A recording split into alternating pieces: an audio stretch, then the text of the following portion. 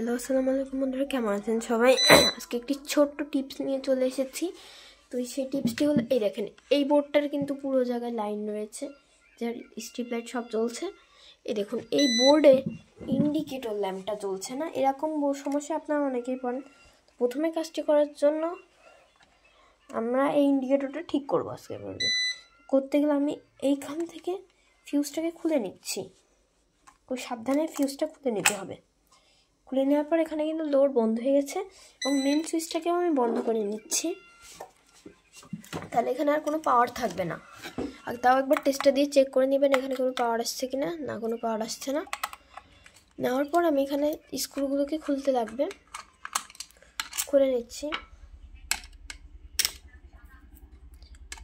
এখানে একটা বল্টু দেওয়া, যার কারণ হচ্ছে এই দেখেন, এর ভিতরে ইয়েটা ভাঙা রয়েছে। ইয়েটা এই দেখুন, এইটার সাইডের ইয়েটা ভাঙা যাবে, তা আটকে ধরার জন্য এটা স্ক্রুটা ব্যবহার করা। তো যাই হোক, আমি এই বোর্ডটাকে খুলে নিচ্ছি।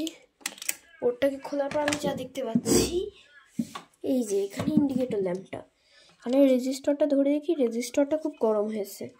তার মানে আমাদের এইখানে এই এলইডিটা কেটে গেছে। তো আমি যা করবো, এখান থেকে এলইডিটাকে স্ক্রু দিয়ে লাগানো রয়েছে, এলইডিটাকে আমি ডিসকানেক্ট করে নিচ্ছি।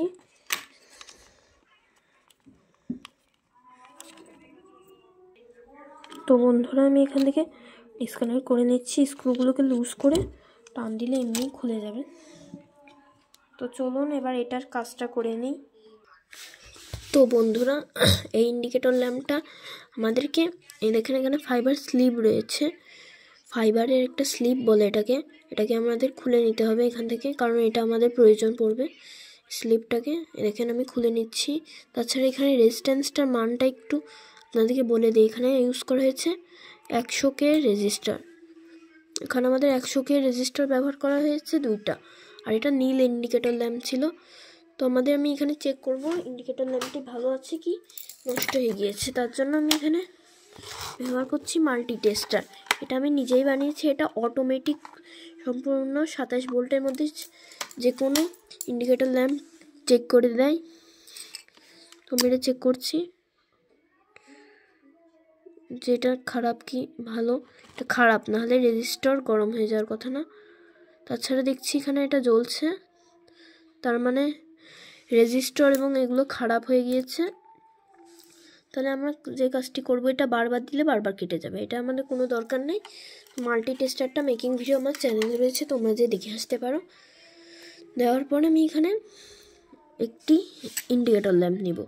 এটা একটি 150 ইন্ডিকেটর ল্যাম্প। আমি লাল নেবেন, তাহলে অনেকদিন টিকসই করবে। অনেক সময় অন্য কালার নিলে কেটে যায়, অবশ্যই লাল নিতে হবে আপনাদেরকে। এবং একটি 150K রেজিস্টার, এটা কোনো প্লাস মাইনাস থাকে না, আপনারা যে কোনো একদিক দিয়ে লাগিয়ে দিবেন। আর এখানে কিন্তু দুটি রেজিস্টার ব্যবহার করে, এখানে আমাদের 150K ইউজ করছি, একটা দিলেই হবে। তো আমি এখানে খুব সুন্দরভাবে কানেকশন করে দিলাম। এবং এবার এই সাইডে আমি একটা লাগিয়ে নিচ্ছি একটু তার দিয়ে। তো বন্ধুরা, আমি আরেকটা তারের টুকরো নিয়েছি টেস্ট করার জন্য। মানে তারের পিনটা ছোট অনেক, যার কারণে আমি একটু বড় করার জন্য এখানে একটু ফাইবার স্লিপ নিয়ে নিয়েছি, তার নিয়ে নিয়েছি। তার সাথে এখানে আমাদের পুরাতন ফাইবার স্লিপটাকে ইউজ করে দিতে পারবো আমরা। এখানে দুই প্রান্তে এখানে আমি ফাইবার স্লিপটাকে লাগিয়ে নিয়েছি। এবার এটাকে বোর্ডে ফিট করে টেস্ট করা যাক। তো বন্ধুরা, আমি আর কিছু পরিবর্তন করব, সেটা হলো আমি এখানে, এটা হিট হলে এই স্লিপগুলো আটকাতে পারবে না ভালো মতন। তাই আমি এখানে এই স্লিপগুলো লাগাচ্ছি। এগুলো হিট দিলে ছোট হয়ে একদম সাইজ মতন অটোমেটিক সেট হয়ে যায়। এই স্লিপগুলো আমি লাগিয়ে দিয়ে দিলাম। এবার বোর্ডে ফিট করে নেব যেভাবে ছিল।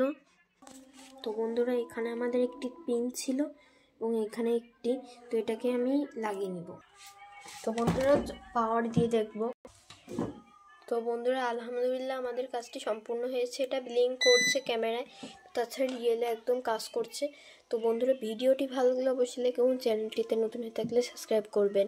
এবং লাস্ট কথা যেটি, সেটা হলো এখানে আপনাদের ইলেকট্রনিক্স বিষয়ে বা ইলেকট্রিক বিষয়ে নলেজ না থাকলে আপনারা এইগুলো ট্রাই করতে যাবেন না, কারণ এগুলো অনেক ঝুঁকিপূর্ণ কাজ। তো আজকের মতো বিদায়, আসসালামু আলাইকুম। এবং এই কাজ করার সময় ফিউজ বা সার্কিট ব্রেকার, এমসিবি যাই বলে এগুলো বন্ধ করে কাজ করবেন। আজকের মতো বিদায়।